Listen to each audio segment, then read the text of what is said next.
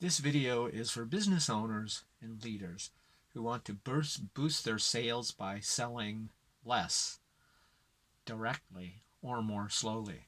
Watch to the end for tips on how to give benefits, value, and take away knowledge for your next and ever better interactions. So this is actually based on an article I wrote on LinkedIn almost a year ago to the day. I believe this is 364 days after I wrote that article. So it was called Prove It or Lose It, Why I'll Never Hire Most People Who Pitch Me. Um, and as I said, I wrote it about a year ago.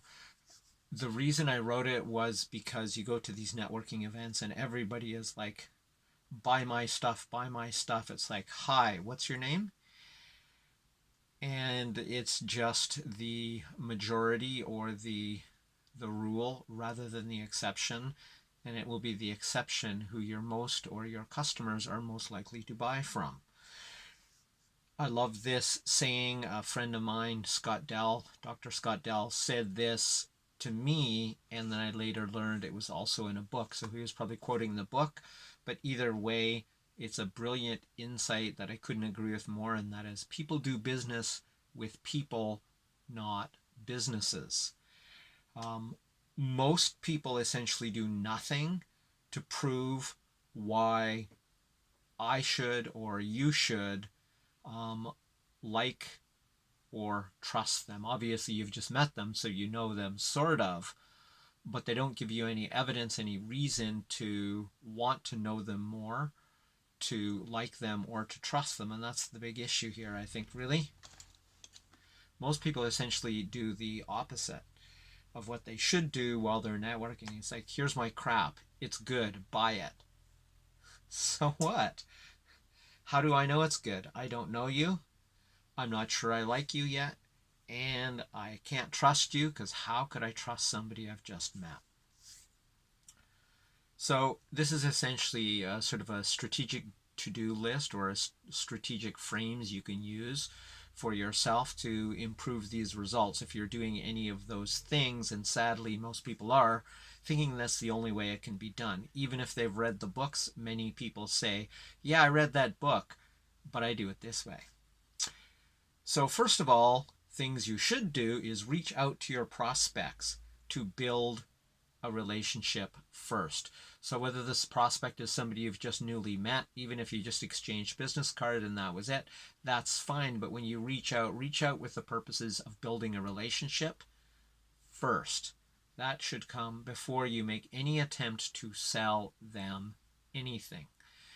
So pitching from the start essentially puts you in the taker majority. And how many people pitch you and you say no to? My guess is it's also the vast majority who you just say, yeah, no, I've already been pitched on that 5 times today, or I've been pitched 20 times today and I'm tired of hearing it. I'm saying no to everybody. So now what you must do is spend more time than if you hadn't pitched them at all. So if you're pitching, if you do a hard pitch going for the close on the first interaction, you're probably now going to have to undo the damage that you've done by not starting with the relationship and giving value and then later making a pitch. So you probably actually created more work for yourself. It's like, oh, maybe I should build this relationship after making the pitch. Well, it might be too late. People may not even give you a chance to build the relationship because you started with an ask, and a selfless ask at that. So essentially what this is what you should do is take your time. You don't have to close them today or this minute or this week or maybe even this year.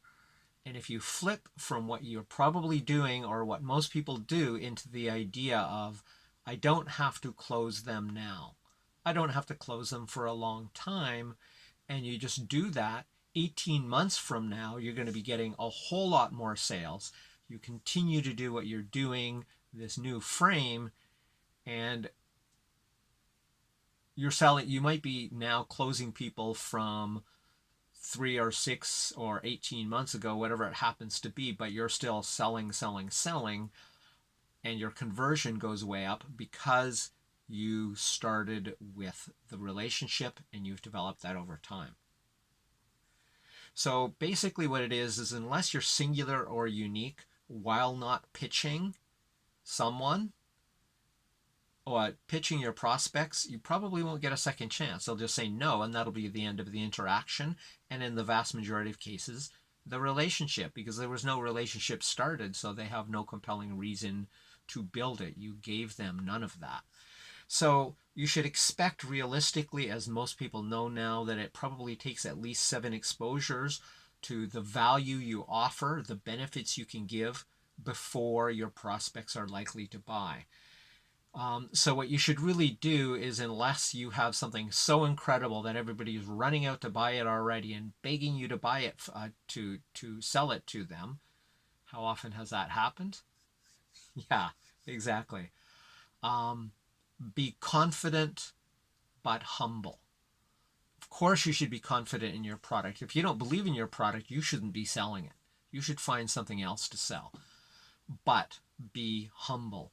Nobody, and I mean nobody, is impressed with your ego, and 99.9% of the time it's actually off-putting, even if everything you say or communicate is true. So you might say, I'm the best at ...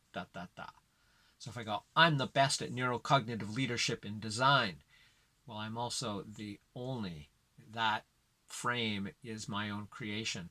But even if I'm not the best, if I say I'm the best, fact or not, most people just get pissed off and go, oh, another one of these. And many times it's that people, you might notice that if you take that really sort of egocentric frame, the narcissistic frame, that a lot of people only meet you once. There's probably a correlation there. In fact, there's a causation there. So you just have to realize that everyone says their products are the best. Their products are unique. If they're so damn unique, that should become evident in the way you give them some value before you try to sell them. And if it's not, here's what it reminds me of, actually, is the conversation between Helen Parr, also known as Elastigirl, and her son Dash, or Dashiell Parr, in the Pixar movie The Incredibles. Elastigirl says, everyone's special, Dash. And Dash replies, which is another way of saying no one is. So if your product is special and everyone says their product is special, or you're the best consultant, or you're the best, your company is the best at X, since everyone else is saying that, you are not special. Sorry to burst your bubble, but the moment everybody does it, it's no longer special. And also just being essentially being over the top confident. So confident is fine. Over the top confident makes you special, just like everyone else. You're a special snowflake. You get an 8th place or an 80th place trophy too. So effing what? Maybe I'll try not to swear in this one, or choose not to. So if you're faking it till you make it, that means your 30-second pitch won't win over the vast majority on first contact. And that's totally okay. What you should probably do is you should take that pitch and pitch it at those spam fests known as networking events. And if it doesn't work, that's cool. You just spent 30 seconds doing it. And in fact, you probably did damage to what could have been a prospect by doing it. But if you want to test it there where nobody's that serious anyway. So, thank you for making it or watching to the bonus tips. So, really the bonus tip is just a little deeper dive into this. Really the frame is go for the long game instead. I've already shown more than I should have. I was straight off my script. So it really comes down to bringing them value and expecting it to take a minimum of 7 times of them being exposed to your message within 18 months before they may buy from you. And notice I said before they may buy from you. That's according to the marketing expert named Dr. Jeffrey Lant. He says it takes that long for your message to penetrate the buyer's consciousness. So whether this is a face-to-face message or this is an advertisement, you should expect it to take at least 7 contacts with their mind and getting their attention within 18 months. So 7 contacts over 18 months. So if you think about the long game as I'm meeting this person now, I'm pitching now, I'm networking now to sell in 18 months. So you fill your hopper, and after 18 months, you're going to have more sales than you probably ever have because you didn't start with the pitch. You went for an 18-month relationship. If you can do it faster, that's cool, but if you push it, I'll talk about a book review where you can contract that using some really clever methods by a book called Snowball System by Mo Bunnell. Brilliant guy and also a very nice guy. He actually answers emails if you have something to say. So, until you find a pitch that gets you, a 30-second pitch, that gets you sales on your first 30 seconds on that pitch from, testing it at your spam fest, at your networking events, don't expect to stand out. And even if that unicorn, you do find a unicorn pitch, remember that if people don't need or want your product now, or maybe ever, then it won't work. So even if your product is perfect for them, but not now, if you never get a second touch point with them, which you tend to alienate people by pitching them in that first 30 seconds, then chances are when they do actually need it, they don't even remember who you are. You've given them no reason to remember you, and why the hell should they? And essentially, this won't work for the reasons we all know. They don't know you. They don't necessarily like you. And they don't trust you yet. So unless people beg you for more information, go humble and play the long game. So before I recommend my recommended video for this episode, I'll leave you with one strategic question. The idea is you ask this to yourself when you're meeting people or when you're creating your marketing messages. Ask yourself this: how can I prove myself and my products so people choose to buy from me? So what I mean by prove myself or prove yourself and your products is to say, why should they want to know, like, and trust me based on what I'm giving them? So if you're giving them value and benefits over an extended time, you've given them a reason to want to know you because you give them value every time you see them.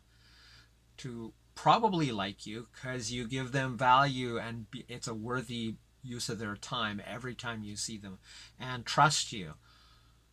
Yeah, for the same reason. So the recommended video is build more authenticity, credibility, and trust in business.